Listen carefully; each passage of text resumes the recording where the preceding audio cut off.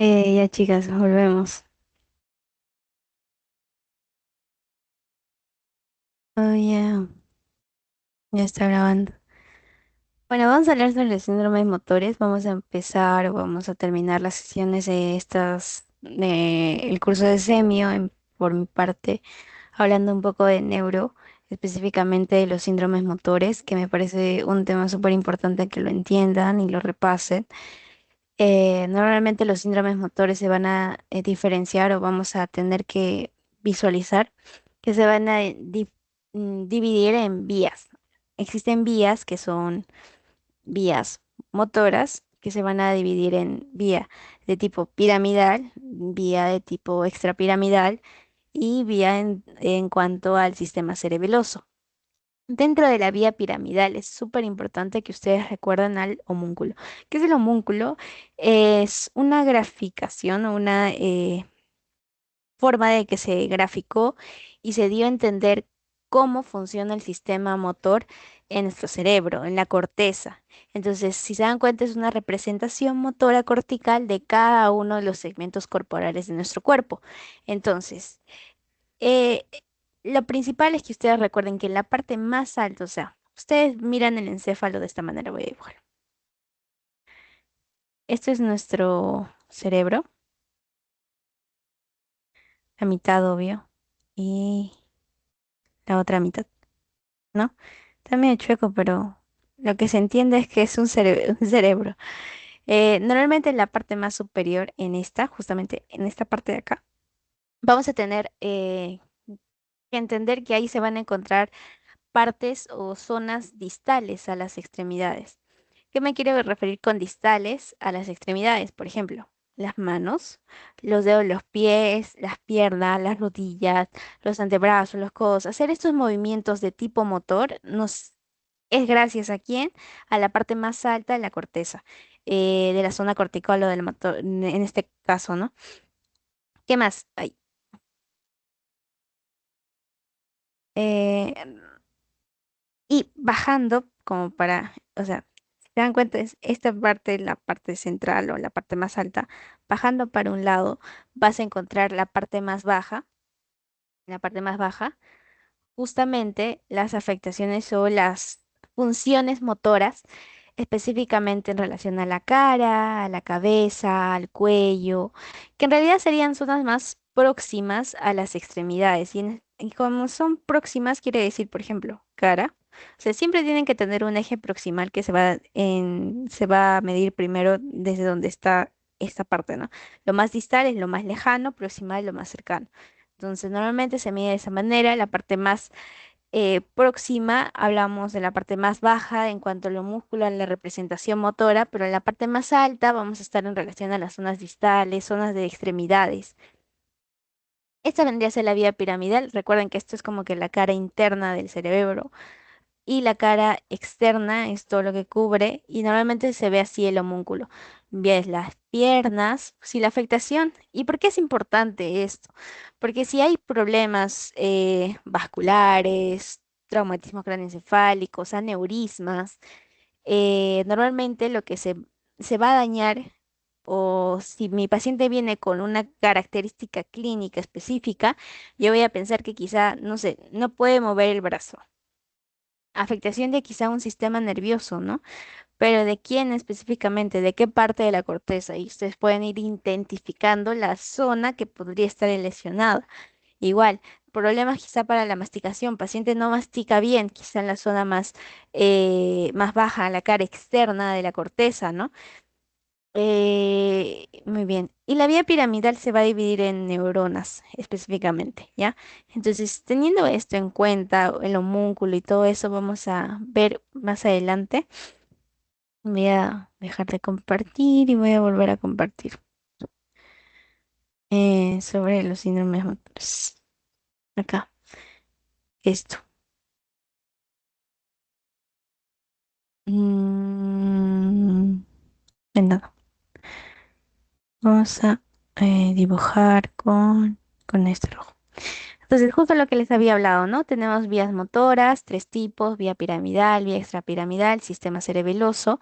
Dentro de la vía piramidal debemos recordar que son los movimientos que tú realizas de manera voluntaria. Se generan en la misma corteza motora del cerebro, lo que les estaba diciendo, y estos van a tener fibras motoras específicas, ¿no? De los tractos córtico-espinales, viajan hasta la región y van a generar un tipo de acción. Entonces, principalmente deben recordar que es por delante la cisura de Rolando, en la circunvalación prerolándica, en esta parte de acá. En el área, ¿se acuerdan? En el área motora de un tercio, en el área motora primaria, un tercio en el área motora secundaria, pero eso es más neuroanato. Lo principal que quiero que recuerden es el homúnculo, la verdad. Entonces, el homúnculo, como les había dicho, es la representación motora cortical de cada uno de los segmentos corporales, dividido en hemisferios: el cerebro, hemisferio derecho, izquierdo. En la parte más alta vas a encontrar quiénes: rodilla, cadera, zona distal de las extremidades. En la parte más baja, ¿qué vas a encontrar? Normalmente vamos a encontrar la cara, cabeza, cuello y zonas más próximas a las extremidades, ¿no? Entonces eso tienen que recordarlo. En cambio, la vía de tipo piramidal se va a dividir en neuronas, justo lo que les estaba tratando de explicar. eh, Se va a dividir en primera motoneurona y segunda motoneurona. Esta primera motoneurona o primera neurona, como quieran llamarlo, forma parte de la corteza y va por el brazo posterior de la cápsula interna, ¿ya? Y atraviesa al mesencéfalo. Y es lo que quiere decir es esto. Normalmente la primera motoneurona parte o empieza de la corteza. O sea, recibe las señales de la corteza y va a ir bajando. Va por la corteza, va por el brazo posterior de la cápsula interna. Esta vendría a ser la cápsula interna, brazo posterior, por la atrás. Si se dan cuenta, esto es la parte anterior. Bueno, voy a dibujarlo. Esta vendría a ser la parte anterior y esta vendría a ser la parte posterior. Entonces sería el brazo posterior de la cápsula interna, va pasando por ese brazo. Luego, para llegar al mesencéfalo, para pasar y atraviesa el mesencéfalo. Después de ello, debemos recordar que vamos a pasar por el brazo posterior de la cápsula interna. ¿Y qué es la cápsula interna? Es una porción que tiene en este caso de sustancia blanca. en s- y el principal que quiero que quizá recuerden sería la sustancia blanca, la porción, la forma. Luego de continuar con la vía piramidal, o sea, recuerden, la primera neurona pasa o empieza desde la corteza, empieza desde acá y va a mandar sus señales. Va a seguir pasando primero por el brazo posterior de la cápsula interna, luego pasa por el mesencéfalo, luego ¿qué va a pasar después del mesencéfalo? Va a tener esto en relación a, ¿recuerdan los pares craneales? Bueno, es importante también que tengan eso en consideración, los pares craneales, espero que lo recuerden. Entonces, según la ubicación que esté pasando las fibras nerviosas, va a tener un tipo de afectación. En este caso, no me gusta que haya errores. Entonces, haz corticonuclear, salen fibras para los núcleos de los pares craneales, en este caso el par craneal 3 y el 4. Luego se dirige específicamente a la protuberancia, donde va a dar fibras de los pares craneales 5, 7, 6 y 8. Entonces, todo esto es importante porque normalmente a veces preguntan, ¿no? Eh, los, los pares craneales 5, 6, 7 y 8 salen de las fibras nerviosas de la protuberancia, en este caso, ¿no? Luego de la protuberancia se dirige a en donde salen las fibras para los núcleos de los pares nucleares, en este caso de estos ya los más grandes. Y en la parte más baja se decusa en su 90%. ¿Qué quiere decir decusación? ¿Y qué es lo que me quiero referir específicamente con esto? Quizás se están mareando. No hay una imagen acá.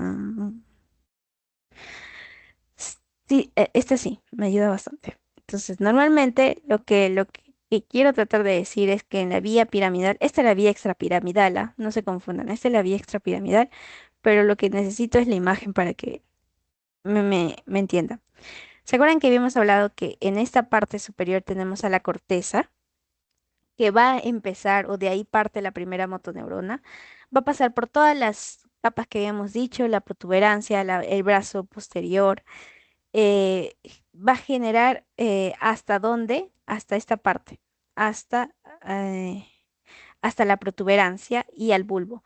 En el bulbo lo que va a generar o lo que va a pasar es que haya una decusación. ¿Qué es una decusación? Es una división o es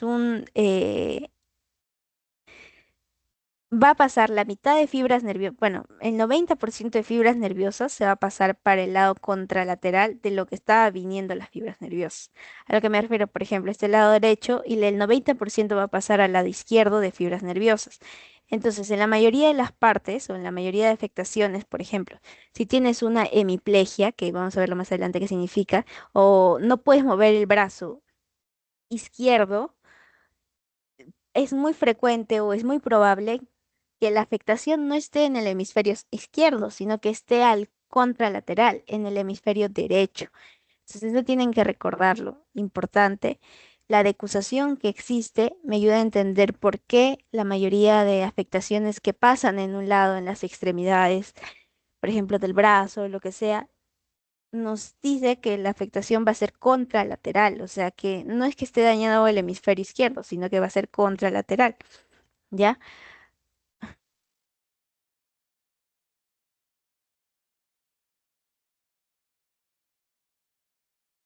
Muy bien.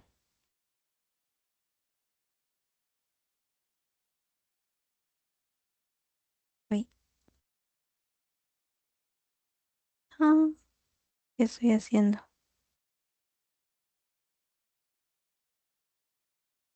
No quiere. Bueno, los fascículos de tipo corticoespinal lateral se van a pasar, se van a decusar en un 90% y los fascículos corticoespinal anterior se va a quedar un 10%, va a seguir pasando, ¿no?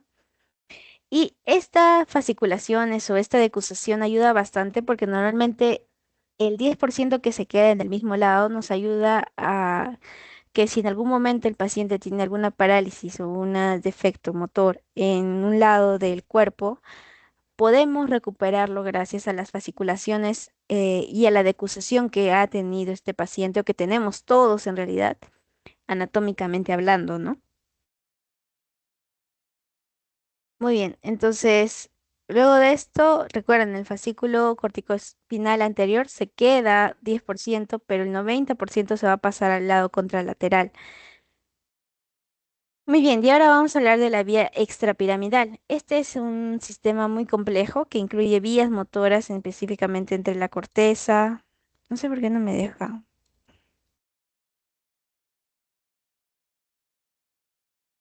dibujar un ratito.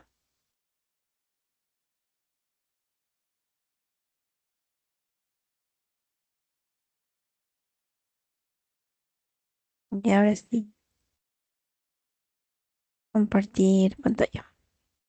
Entonces, normalmente los fascículos nos ayudan a entender esta decusación y este 10% ayuda a recuperar al paciente, que es lo principal. La vía extrapiramidal es un sistema muy complejo, pero lo principal es que nos ayuda a mantener el tono muscular y controlar movimientos del cuerpo. En realidad, las vías motoras son tres, y justo lo que habíamos visto, ¿no? La vía piramidal, la vía extrapiramidal y el sistema cerebeloso. Importante que recordemos tanto la vía piramidal como la extrapiramidal y el cerebeloso, y dentro del cerebeloso que tiene una información de tipo sensorial y motora, no solamente motora, y nos ayuda a la coordinación de la actividad muscular, ¿no? Nos ayuda a mantener el equilibrio, ayuda a controlar la postura. ¿Qué pasa si está dañada las vías motoras? Los principales factores que causan este daño va a ser uno, alteración en el desarrollo, traumatismos, cánceres, neoplasias, trastornos hipóxicos y problemas vasculares, por ejemplo, aneurismas, infecciosos, inflamatorios, degenerativos. Muy frecuente que vengan pacientes degenerativos, específicamente, por ejemplo, hubo una pandemia de síndrome de Guillain-Barré, ¿se acuerdan? Entonces, normalmente los sistemas o los daños degenerativos también tóxicos igual, mixtos. drogas, no solamente cannabis, o afectaciones ya que me dan el daño motor, ¿no? Entonces, zonas neuroanatómicas que pueden ser afectadas, va a depender uno, si es la primera neurona, la segunda neurona o la primera. La primera es lo mismo que central, no se olviden. La segunda igual que es lo mismo que periférica. Las vías motoras normalmente se van a dividir en haces. Estos haces van a ser piramidales, geniculados y extrapiramidales. Entonces, principal que entiendan que todo va a empezar en la corteza y va a continuar hasta la llegada de la neurona motora inferior, ¿no? Hasta la placa terminal que hace que tú muevas el brazo. O sea, para que yo haya movido ahorita el brazo, ha habido toda una intercomunicación desde mi corteza cerebral hasta llegar a mi brazo, a mi músculo que está generando, no sé, que haga estos movimientos, específicamente de ligamentos, ¿no? Pero a ver, que haga estos movimientos, que doble, que estire. Entonces, eso es lo principal. ¿Qué pasa si hay un problema o las famosas hernias discales o tumores que crecen en el cerebro, tumores que crecen en la misma vértebras, fracturas por problemas de tránsito, decusaciones como pinzamientos en este caso, esto se llama pinzamientos? Serían todas las causas que me dan una afectación en el síndrome motor, ¿no? Muy bien. Recuerden que los haces se van a dividir en centrales y periféricos. Los que son centrales, piramidal, geniculado y extrapiramidal. Y dentro de la extrapiramidal, las vías aferentes. Eferentes, perdón. Recuerden, aferentes son los que llegan y eferentes son los que salen. ¿Por qué? Porque habíamos visto una mnemotecnia que se llamaba exit, que significaba salir. Entonces, normalmente los eferentes se van y los aferentes llegan, para que nunca se olviden y se confundan. Haces periféricos, pares contrales de miedo aparente, nervios periféricos. El sistema motor, primera y segunda neurona. Normalmente si es primaria, si es secundaria. Esto vendría a ser el sistema motor piramidal, que justo esta imagen quería hace rato. Entonces, todo empieza de la corteza cerebral. Va a pasar por el brazo posterior de la cápsula interna. Normalmente preguntan qué pares craneal se encuentra aquí o de dónde salen estos pares craneales. Normalmente preguntan así. Pedúnculo cerebral, porción basilar del puente. Luego viene la pirámide pulvar. Existe una decusación, justamente habíamos visto de un 90% que se va al otro lado y un 10% que se queda. Luego al tracto espinal ventral o lateral, dependiendo de. Y finalmente va a llegar al músculo.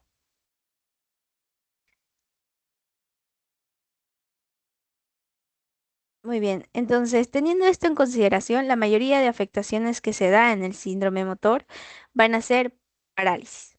Es la parálisis, es una falla total de la motilidad voluntaria de un sector y va a depender específicamente, bueno, aquí está una imagen que está mejor.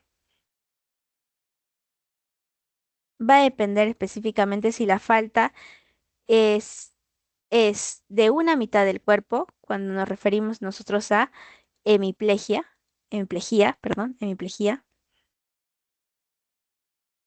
o si es de un solo miembro, es decir, quizá no puedo mover este brazo, ni de arriba para abajo.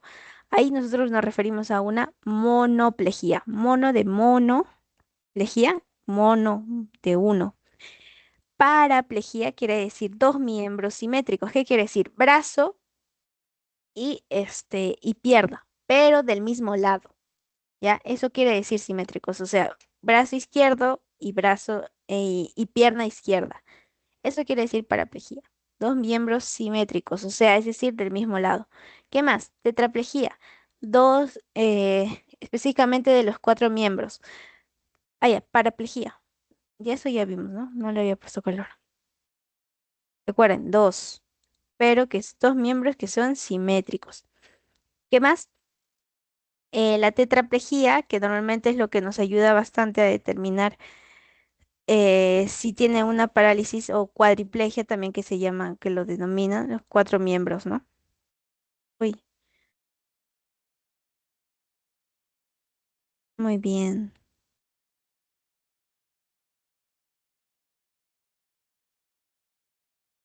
Ah, porque hay muchos horrores.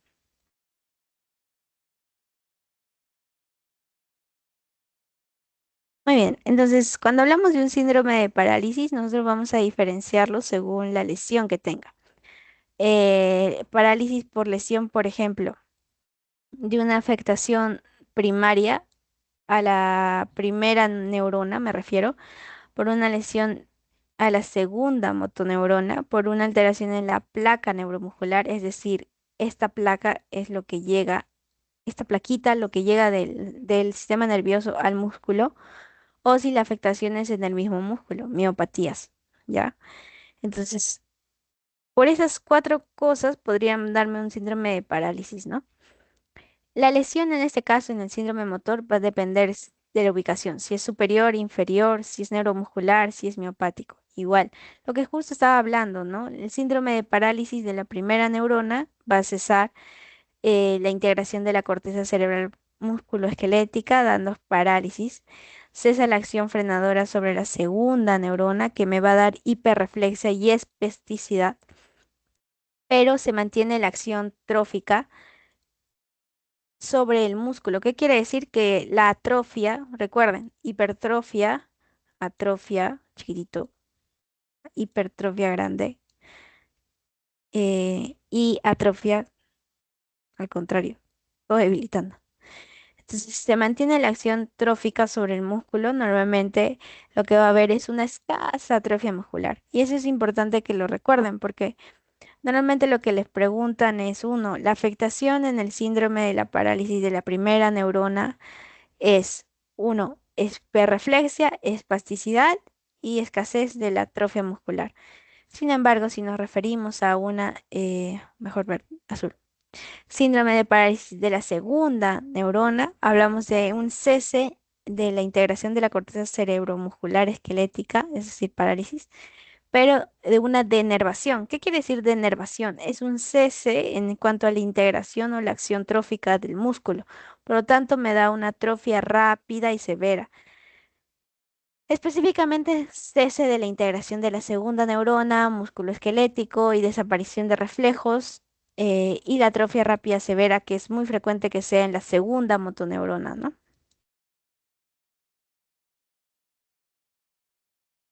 Muy bien, ahora vamos a hablar de los síndromes de parálisis. Recuerden, eh, los síndromes de parálisis va a depender uno. La primera neurona espástica, segunda flácida, ¿ya? Eso no se olviden. Y acá es como un resumen de lo que acabamos de ver. Recuerden, primera neurona, hipertonía, hiperreflejia y movimientos patológicos, o ruidos patológicos. En cambio, si la lesión es de la segunda neurona, por ejemplo, hipotonía, hiporreflexia y ausencia de los reflejos patológicos, vamos a hablar de una lesión de segunda motoneurona. Muy bien, la lesión de primera motoneurona, lesión de segunda. Justo lo que estaba diciendo, es como un resumen de lo que les trato de hablar. Existen maniobras para que ustedes puedan determinar qué cosas, cómo diferenciar entre una y otra. Si existe una maniobra que se llama la maniobra de Barré, que nos ayuda a diferenciar si existe una afectación en el miembro superior. Ya lo que se pide al paciente es normalmente que estire o que en el brazo, como se ve en la imagen, y no puede estirarlo como esto, sino que se limita mucho. No puede estirar tal cual. El síndrome de, perdón, la maniobra de Mingazzini, que también les podrían preguntar, es una maniobra especial, pero para nosotros determinar si la parálisis está en el miembro inferior. Lo que haces es que el paciente trate de levantar ambas piernas y no la levanta, no levanta una. Muy bien, la marcha hemipléjica, que normalmente es porque el paciente ya no siente esta parte. Entonces, al no sentirlo, o sea, no ha sentido, perdón, o sea, no siente esta parte, ¿no? En vez de sentir, no puede generar eh, movimientos. Entonces, al no poder generar movimiento, lo que hace es una marcha hemipléjica, arrastra el pie, tal cual. Es un arrastre de pie. Muy bien. El síndrome de piramidal del núcleo. Fisiopatológicamente hablando, esto es lo que es lo mismo que estábamos hablando. Si la parálisis es de tipo central, normalmente vas a ver cincinesias, lesiones excesivas en el movimiento activo. Signo de Babinski va a estar positivo. Y sucedáneos. Sin embargo, si la parálisis es de tipo periférica,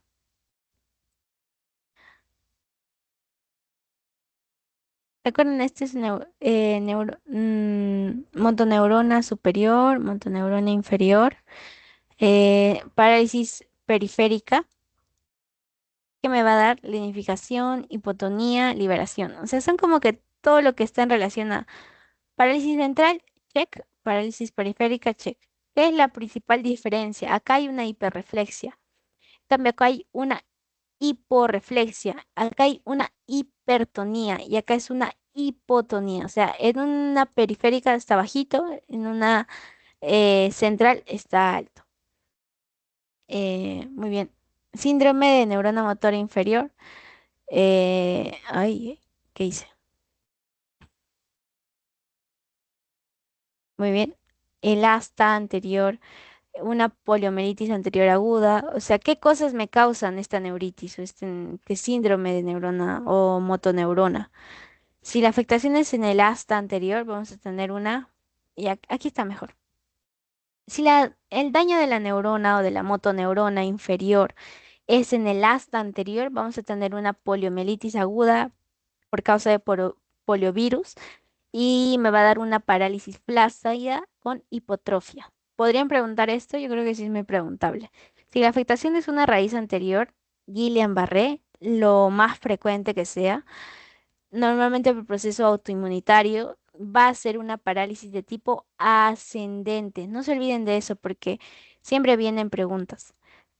Guillain-Barré, síndrome de Guillain-Barré, ¿qué tipo de parálisis es? Te dice, paciente viene en emergencia con un tipo de parálisis ascendente. A ser ascendente, normalmente la afectación es en la raíz anterior y es por un síndrome de Guillain-Barré. Cuando les hablan del nervio periférico, vas a pensar por una polioneuritis que esté afectando esto y causa variable y vas a tener parestesia y paresia, dolores y cuando hablamos de una afectación en la placa mioneural, miastenia gravis y este es una debilidad muscular que progresa, ¿ya? En cambio, el otro es una parálisis. No se olviden porque normalmente preguntan miastenia gravis y Guillain-Barré muy frecuente. Muy bien. El síndrome del asta anterior. Estos son específicamente las cosas que se tienen, ¿no?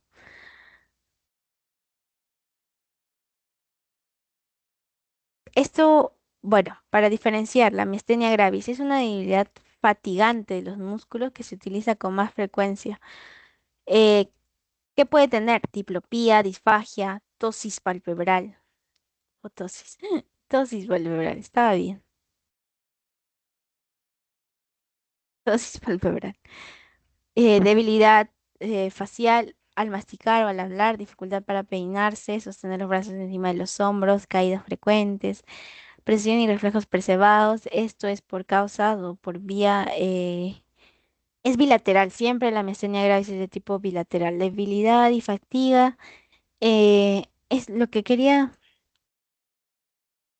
dar en cuenta es esta, la tosis. La tosis es eso que no sé si en algún momento has sentido cuando una persona se estresa mucho, empieza a vibrar los párpados, ¿no? Entonces, al vibrar, eso tendría que ser una tosis. Síndrome motor de tipo o por miopatía, clínicamente los pacientes miópatas, o sea, con afectaciones del mismo músculo, pueden presentar debilidad proximal y simétrica, pero sin alteraciones neurológicas. Cuando hablamos de un síndrome extrapiramidal, cuando los cuadros están específicos en los núcleos, en la base, en el hipotálamo, y siendo su síndrome característico el síndrome de Parkinson, ¿ya? Importante que recuerden eso, específicamente la origen, dónde están originados específicamente los núcleos de la base. Mm. Y la fisiopatología puede depender de las lesiones de los músculos y de las vías extrapiramidales.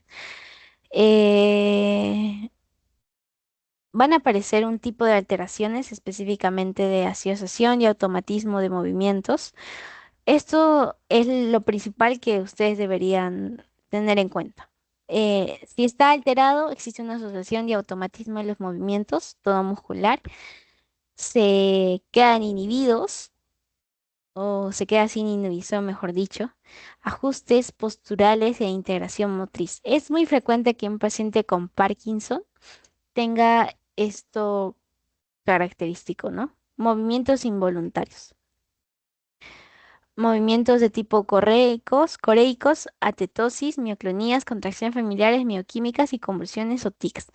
Si es un temblor, va a tener un ritmo oscilatorio, muy poquita amplitud y normalmente la cabeza y miembros superiores son los que se asientan. Cuando hablamos de un movimientos de tipo coreicos, que son estos correicos o coreicos, son desórdenes irregulares, rápidos y amplios. Son de cualquier parte del cuerpo. Específicamente movimientos involuntarios anormales de pies y manos. Es lo que se caracteriza o se puede confundir o a veces le dicen comparables o se comparan con bailar o tocar piano. Es estos movimientos específicos, ¿no? La atetosis es lenta, la reptación normalmente se da en los dedos y manos del pie. Entonces, la tetosis son movimientos lentos, involuntarios, involucrados, encontrados y sin objeto. Al tener estos músculos de la boca que están afectados en los pacientes con trastornos del lenguaje, ¿no? Su inteligencia no se ven afectada en ocasiones solo ligeramente. Son específicamente movimientos lentos, involuntarios y encontrados y sin objetivo, que es lo principal. Movimientos espasmódicos y reptantes de los brazos, piernas, manos y cara, que es muy característico que venga. Equilibrio tipo pobre. Son movimientos espasmódicos, ¿no? De brazos y piernas, de mano y pie. Eso significa atetosis. Una mioclonía son sacudidas bruscas, rápidas y monomusculares. ¿Qué quiere decir? Que solamente afecta a un tipo de músculo, de cualquier parte del cuerpo, no importa. En cambio, las contracciones fibrilares son sacudidas clónicas pero aisladas. Son músculos que están atrofiados y tienen unos parecidos. Normalmente las mioquímicas y las contracciones fibrilares podemos diferenciarlo específicamente de que uno son sacudidas, eh, contracciones fibrilares y las mioclónicas son sacudidas bruscas, en cambio las sacudidas en este caso son aisladas y clónicas. Van a ser como clonifican, a lo que quiere referir clonificar es como que va a continuar, sacudidas clónicas, pero va a persistir. Contracciones fibrilares persistentes, mioquimias, mioquimias, ajá. Párpados deltoides y mucolocina. Cuando hay convulsiones, normalmente lo que se habla son contracciones generalizadas, tónicas o clónicas, ¿no? Los tics, movimientos tipo convulsivo repetitivo, cara y se puede evitar. Normalmente el tics es en la cara. No sé si en algún momento le habrán visto pacientes que hacen como que tics así porque uno podría tener alguna afectación motora que habíamos visto acá, cualquiera de esas causas. Y para concluir, la ataxia. La ataxia normalmente es un trastorno que está muy característico o caracterizado por una disminución de la capacidad de coordinar los movimientos. La ataxia quiere decir torpeza motora, pérdida de coordinación. La ataxia normalmente puede afectar a dedos y manos y los brazos y piernas, al cuerpo, el habla y a los movimientos del ojo. Normalmente afecta a todo, ¿no? Si se dan cuenta. Si ponen qué significa ataxia, deben recordar que es dificultad para que coordine los movimientos, tal cual. Y eso sería como que la mejor respuesta. y normalmente puede ser por afectaciones médicas o neurológicas.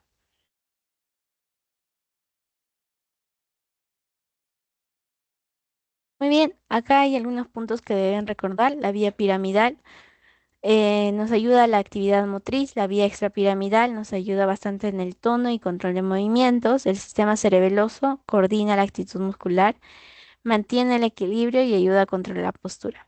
El síndrome de tipo motor, paresias y plejías. El sistema motor, primera neurona, segunda neurona, movimientos involuntarios y ataxias.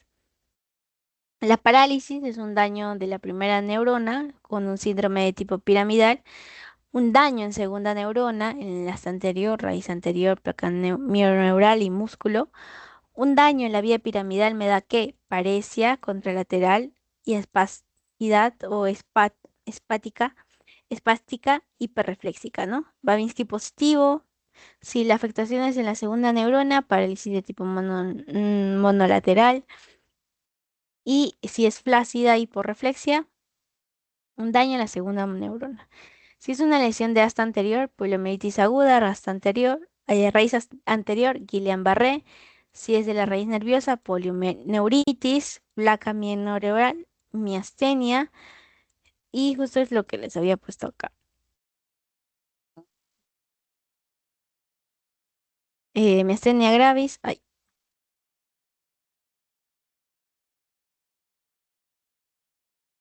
el músculo por afectaciones miopáticas, síndrome extrapiramidal, temblor, rigidez, hipokinesia, alteraciones de la marcha, disfunción cerebelosa, marcha táxica, dismetrías, aridoquinesias. Lo principal que les podrían preguntar es esto justo lo que les estaba mostrando. ¿Qué es la ataxia? ¿Qué es la tetosis? ¿Qué es la coria? ¿Qué específicamente cuáles son las afectaciones o alteraciones en la vía extrapiramidal? Probable pregunta. Manifestaciones o síndrome de motor de la trastorno de la placa neural de la miastenia gravis, frecuente que podrían preguntar la clínica. ¿Qué más? La afectación, si es un síndrome de Guillain-Barré, ¿cuál está afectado? Una raíz anterior, una raíz, un nervio periférico, músculo, lo que sea. Entonces, eso. Recuerden también que la parálisis se va a dividir en central y en periférico. Aquí están las características del periférico, aquí de la central. Y no olviden de las maniobras, ¿no? De Barre, Mingazzini, hemiplegia. Las lesiones en cada una de las neuronas es muy característico que pregunten, ¿no? Primera motoneurona, segunda motoneurona, hipotonía, hiporreflexia, ausencia de de reflejos patológicos, ¿no? Reflejos patológicos. Muy bien.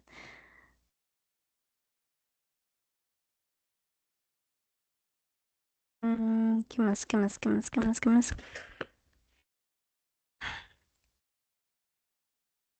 Normalmente lo que a veces preguntan también son la parálisis, ¿no? Si es hemiplegia, monoplegia, si es paraplegia, si es tetraplegia, si lo conoces.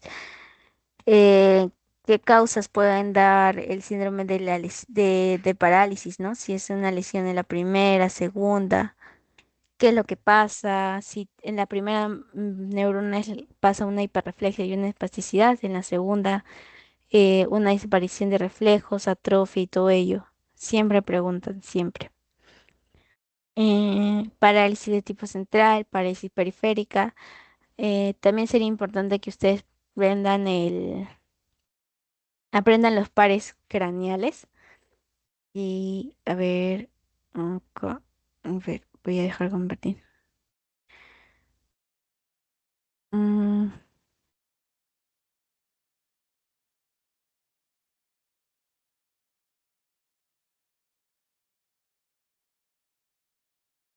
ya, estos son los pares craneales, espero les sirva. Vamos a hacerlo súper rápido.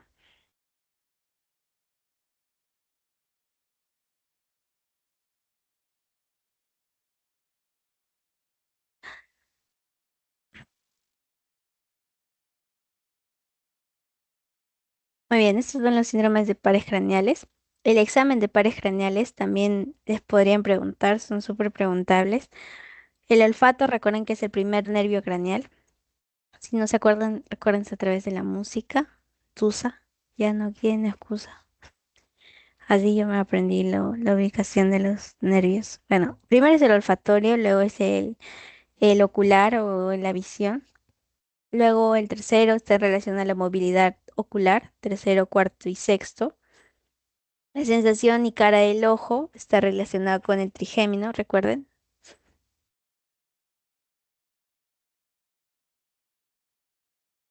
La audición, la función vestibular.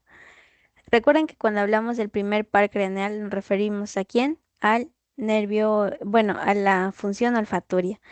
Entonces, normalmente lo que se hace es, por separado, cada fosa nasal se identifica. Se hace oler, no sé, unos aromas diferentes y se va viendo qué tal está. Si no identifica ningún olor, anosmia. Si identifica parcialmente, hiposmia. Si no identifica o tiene una distorsión de la percepción normal de los olores, parosmia. Si es, si solamente huele olores feos, cacosmia. Y si son alucinaciones de tipo olfatorias, no hay olor y no hay alucina. En cambio, una hiperosmia hay un aumento de la sensibilidad olfatoria. Etiológicamente hablando, vamos a tener traumatismo de tipo craneales, secuelas quirúrgicas, enfermedades de fosas nasales, muchas causas, ¿no? Pero importante la exploración física. ¿Cómo ustedes van a decir o describir en la historia clínica? Eso me interesaba que recuerden. Segundo par craneal, el nervio óptico nace de la retina. Recuerden que la exploración primero siempre de los ojos y cuando lleven este oftalmo les van a preguntar, les van a decir qué es el primer examen que se realiza semiológicamente hablando. Agudeza visual. Siempre tienen que mirar si el paciente mira o no. ¿Ya? Es lo principal que deben hacer. Cuando de ojo, campo visual, visión de colores.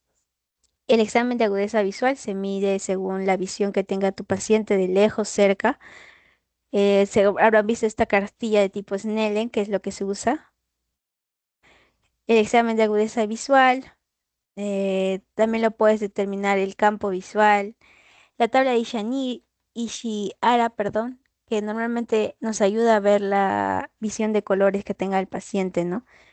Y esta discromatopsia es un trastorno ocular que reconoce colores.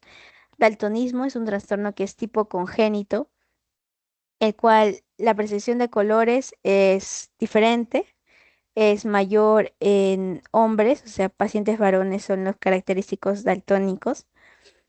Y esto, bueno, es cada uno, ¿no? Agnosia, cromática y todo ello. En el examen de fondo de ojo también es importante que vean papila o papiledema o disco óptico y vean la excavación fisiológica, ¿ya? Normalmente siempre preguntan el edema de papila, atrofia de papila, ¿por qué?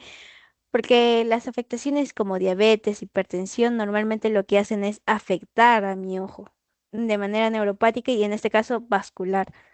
Entonces vas a tener cruces arteriovenosos, todo ello, todo mal va a estar. En el tercer par ocular, motor ocular común, y en el cuarto y en el sexto patético y troclear, va a ser vas a analizar de acuerdo a la función que realiza cada músculo. Recuerden los músculos del ojo: músculo recto superior, músculo oblicuo mayor, músculo recto externo, músculo oblicuo menor, el que me ayuda a girar, de igual manera el oblicuo mayor, recto interno que te ayuda a realizar funciones de arriba, abajo, al igual que todos los rectos en realidad. ¿Qué más? La exploración de la motilidad de ocular extrínseca, tenemos una inspección de tipo anomalía en posición de cabeza, alteraciones oculomotoras, producen una diplopía, visión doble. Estrabismo, muy frecuente en niños por ruptura del paralelismo óptico, divergente, convergente. eh, Puntos simétricos de la retina, normalmente se ve así. Los nistagmos, oftalmoplejías, pero esto ya lo van a ver específico en oftalmo, con tal de que sepan que existen los pares craneales, que cada uno evalúa una cosa y que algunas cosas deben recordarlo, como la parálisis de tercer par, que normalmente puede ser completa o total, o sea, no vas a poder mover. Normalmente le dices, que está mirando al frente, le dices que mueva para el lado que está dañado y no puede moverlo, ¿ya? Este sí, ojo, sí se mueve, si se dan cuenta, pero este no. Igual acá, está midriático. La parálisis del cuarto par es un déficit de reconocimiento muy poco frecuente.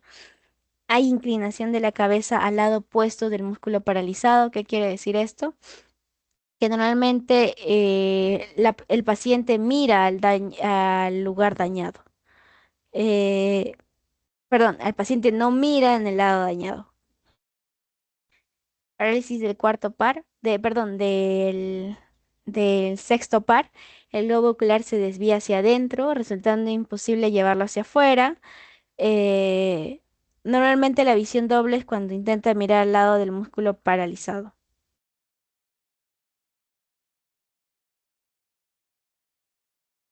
Normalmente ustedes van a ver en la exploración de motilidad la miosis midriasis. Si está mitriático, D de dilatación pupilar y miosis con O de contracción papilar, ¿no? Pupilar, perdón.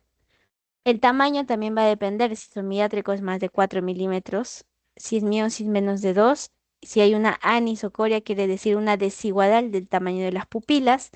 Si es una anisocoria por midriasis, tenemos una hernia del uncus temporal, una parálisis completa del tercer par, miosis, meningitis, uremia, intoxicación por opiáceos. Midriática puede ser bilateral o unilateral. Si es bilateral, botulismo. Si es unilateral, lesión en el tercer par por una hernia de tipo uncus, malformaciones vasculares, ¿no?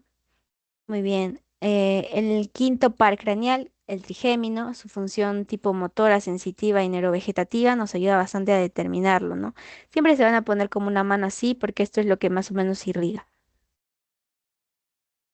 Lo que haces en la exploración física es uno, se explora el tacto, o sea, se toca y se ve si el paciente siente o no, se le dice que cierre el ojo y se toca para ver si siente o no, si siente el color, si siente el frío, que es la sensibilidad térmica. Se evalúa los músculos de la masticación. Eso vendría a ser la inervación del nervio trigémino, zona oftálmica, zona maxilar y zona mandibular, ¿no? Como una mano. Muy bien, si la afectación, bueno, ya, en el nervio facial normalmente lo que vas a ver es si son causas de tipo sensitivas. Este 7 recuerdan que normalmente es motora, neurovegetativa, sensorial, sensitiva, pero es importante que ustedes sepan cómo explorarlo. Normalmente lo que haces en la inspección es rasgos fisonómicos, simetría en las arrugas frontales, es decir, que todo sea igual, no que uno esté decaído y el otro arriba. Alteraciones, una parálisis de tipo facial central, supranucleares, una lesión de las corticopulvar, una parálisis facial de tipo periférica, es lo que lo que nosotros normalmente se mide en un tipo en el par craneal número 7, ¿no? Entonces, normalmente parálisis, ver si hay o no. Nervio auditivo, la rama coclear y vestibular. Recuerden que uno es para el equilibrio y otro es para la audición. Se determina si mi paciente tiene acusia o hipoacusia o hiperacusia. Normalmente siempre es hipoacusia, o sea, que no escucha bien. La prueba de Reni, que es muy frecuente que se realice, lo van a ver en neurología, lo van a ver en oftalmo, siempre se realiza para ver la hipoacusia de tipo conducción, ¿no? La prueba de Weber, de igual manera, siempre se pregunta. La prueba de Shawaba, normalmente lo que pasa es que se hace según la conducción, ¿no? O se hace una audiometría que es más, supongamos que objetivo, ¿no? Muy bien, ahora Este es para evaluar el equilibrio. Normalmente lo que se hace son pruebas o marchas en estrella de Badinsky-Wade, que son como que en ocho, va, vuelve, con ojos abiertos, y la prueba de Unterberg, que es un paciente de pie con ojos cerrados en el mismo sitio, debe marcar el paso 30 veces. 300, ajá, 30 veces. Y si no tiene alteraciones, todo bien. Al tener una alteración, hay una rotación del cuerpo en el sentido del laberinto afectado. El octavo par craneal es un nervio glosofaringeo. Recuerden que tienen en la exploración física lo que hace es función motora, faringea y velopalatina. Sensación gustativa de igual manera. En el décimo par, el neumogástrico, es unas fibras motoras de tipo preganglionar, fibras sensoriales, fibras motoras. Lo que hace es específicamente es evaluar la calidad y articulación de la voz, nada más. Parálisis de las cuerdas vocales, infección. Normalmente lo que hace es asimetría, pronunciar, ausencia de reflejo palatino. No puedo hablar bien, por ejemplo. En el par número 11, el tipo espinal, vas a hacer que el músculo esternocleidomastoideo hace una flexión y rotación de la cabeza. El trapecio retrae la cabeza, eleva la eleva, rota, perdón, y retrae, ¿no? En la escápula. Normalmente si existe una parálisis de estos músculos del esternocleidomastoideo, es por una afectación en el onceavo par. En el doceavo par, en el nervio hipogloso mayor, hay una inervación motora a la lengua, ¿no? El núcleo está en la parte del bulbo, tiene las ramas linguales que inervan los músculos intrínsecos de la lengua. Su exploración lo único que vas a hacer es unilateral y bilateral. Si la desviación está al lado afectado debido a la acción del genigloso sano, y una disartria y trastorno de masticación en la deglución si es por causas bilaterales. Bueno, esos son los síndromes asociados a los pares craneales. De esta forma es la anatomía que puedes aprender del par craneal. Normalmente es así, miren. Uno, olfatorio. Dos, ocular. Tres, oculomotor. Cuatro, que también te ayuda, obviamente. El cinco, que es el trigémino. El siete, que es el facial. No se olviden, siete el facial. El 6 que está en relación a la visualización. El 6 el 8 que está en relación al auditivo.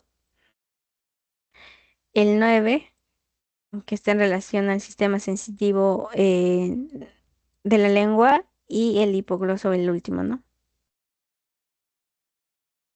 Ahí nos falta el 11 que es como que el esternocleidomastoideo, justo lo que vimos. Ya, muy bien. Eso sería todo en realidad. Te voy a pasar esto también a ti. Voy a pasarte el post para que lo puedas rellenar.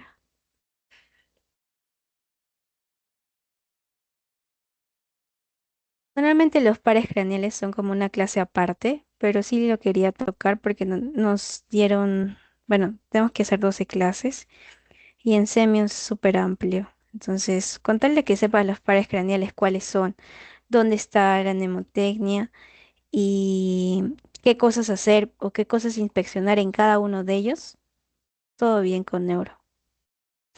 Ahí ya te paso esto. Mm. Mientras vas rellenando el post-test, que en realidad es solamente los síndromes motores. Mm,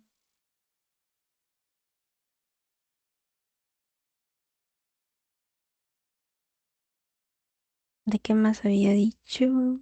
De insuficiencia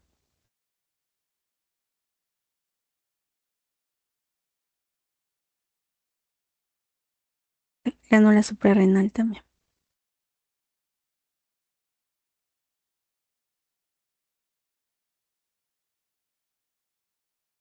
Muy bien.